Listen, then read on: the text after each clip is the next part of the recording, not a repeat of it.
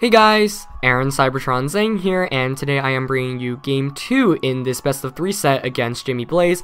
Of course, this was part of the top 8 at the St. Louis Premier Challenge that I attended a while ago, and of course, this is a bit different from our normal schedule just because I'm currently on vacation, but I still wanted to get you guys some content.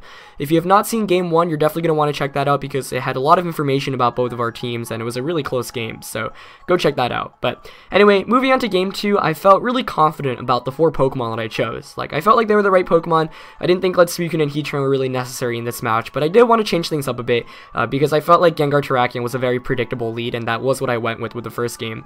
On the other end, I felt like even if Jimmy were to bring Zapdos and Aegislash, and I felt like surely he might want to try out the Aegislash this time, maybe Zapdos as well, just because, I don't know, in the first game, he had no way to really effectively deal with the Venusaur, so I thought Jimmy might adjust a bit here by bringing something like a Check the Mega Venusaur a bit better, and lo and behold, he did end up bringing the Aegislash. So I'm actually going to go with the Gengar Venusaur lead here just because I feared a potential like Zapdos or Aegislash or Gyarados lead. Actually, Gyarados is one of the bigger ones just because with the Intimidate I wouldn't be able to knock it out, and of course Whimsicott could set up support with Safeguard and Tailwind and whatnot. So without further ado, let's jump into this game 2.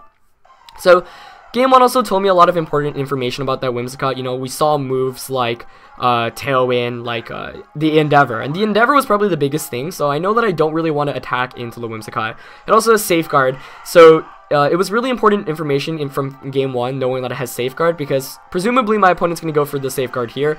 Tailwind's not really that necessary, though it could make a lot of sense here as well. So what I'm actually going to do is I'm just going to double up into this Kangaskhan to get as much damage off as possible. Not going to go for anything fancy like a Leech Seed. Game 1 also showed me like Kangaskhan has a power-up punch, and I know Venusaur is the key to winning this game. So I don't want him to get a power-up punch and then allow him to return this Venusaur for a KO. And lo and behold, he does go for the Safeguard, as I do just get a Sludge Bomb off. Now, I actually don't know whether Kangaskhan had like Fake Out or Protect because it didn't reveal either in the first game. So, I'm still a bit wary, but after the first turn, I'm very happy with how this played out. Like, that's exactly how I was imagining things would go.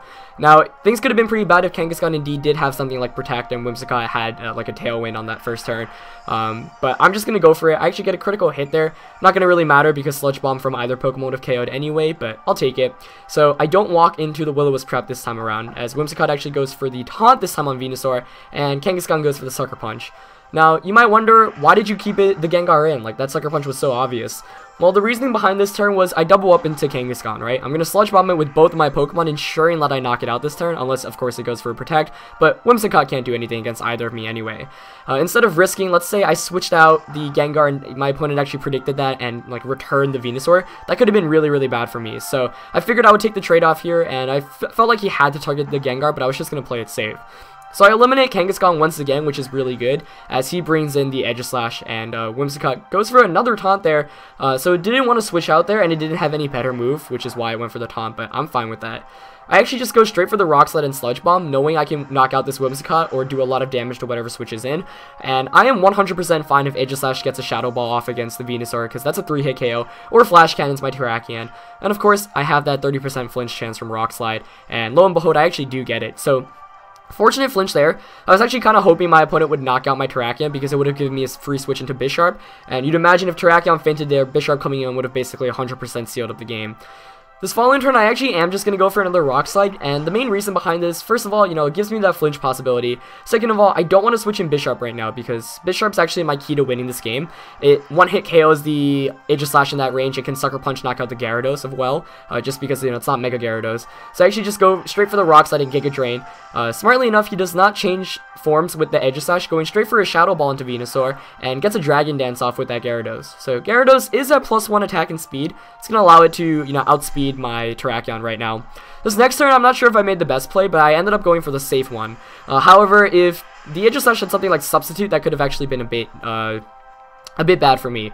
What I'm going to do is just protect Venusaur here and sack the Terrakion, so I get a free switch into Bisharp. Once Bisharp comes in, that basically forces the Gyarados to stop attacking. Now, I don't know, like, my opponent can still win here if, for example, he had, like, a Sacred Sword with that Aegislash and he could outspeed me. But I'm just going to play it safe here, and what I'm going to do is just Sucker Punch the Gyarados and Leech Seed the Aegislash, and lo and behold, I've said that a lot, but he does go straight for the attack with Gyarados, and I felt pretty safe making that play because there wasn't really many options he could have gone for there. Like another Dragon Dance could have went up, but then I could have just, you know, Sucker Punched it eventually. So unless the Bishop had, for example, like a Sacred Sword, I felt like at that point the game was over. Given like he didn't reveal it, I had the impression, you know, he didn't have it. So that Leech Seed basically confirms that it's gonna be game, as Bishop now can effectively beat this Aegislash one-on-one. So I go for that knockoff. That is going to pick up the one-hit KO, boosted by that Life Orb, as Bishop, one of my favorite Pokemon in the format. Actually does knock off the weakness policy, so you'd imagine he had Flash Cannon there and like Wide Guard instead of Substitute. So I am able to end up beating Jimmy 2-0, but I felt like both games were really intense, and if my opponent had maybe a bit different sets, things could have played out completely differently. The way I played, though, was assuming like he had the standard sets I was expecting.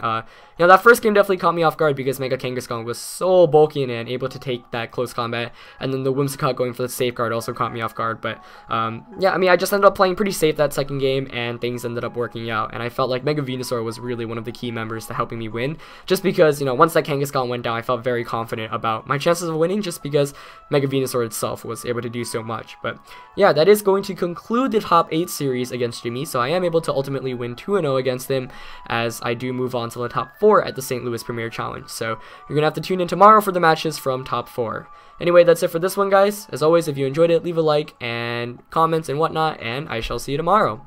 Alright, peace.